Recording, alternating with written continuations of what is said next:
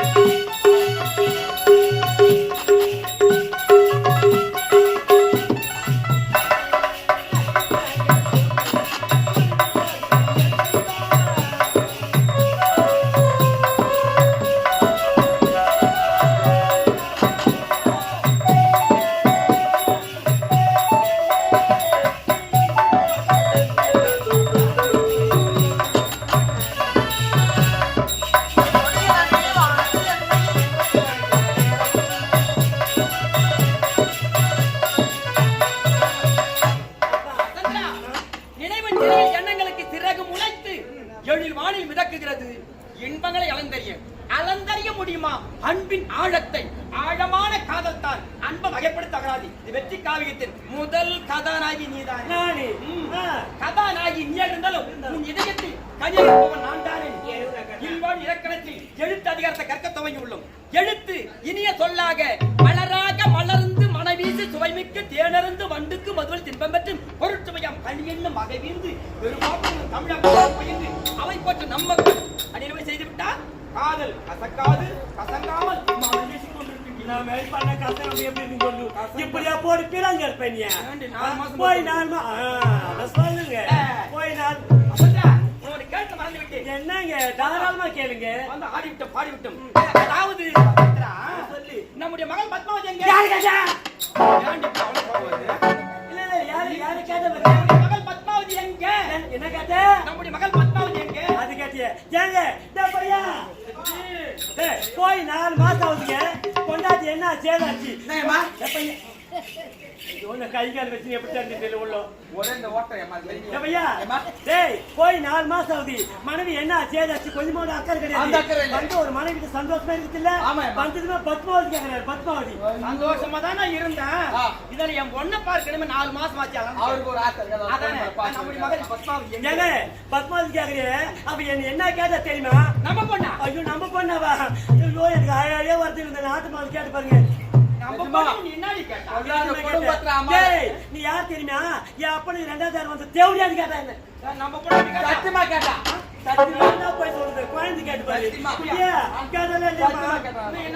அது மட்டும் இல்ல ஏமா அவங்க வாசல் இப்ப எப்படி இருக்குது நம்ம வாசல் எப்படி மக்குதுன்னு சொன்னதுக்கு தனி தெரிச்சு கோர மரமானு அந்த தொடப்பட்டு தூக்கி வந்து என்ன போட்டு போட்டு அடிக்கிறாங்க. நம்ம பொண்ணாடி ஒண்ணு அடிச்சா அது மட்டும் சத்தியமா என் பொண்ணு வாயிலா பூச்சிடாப்பா.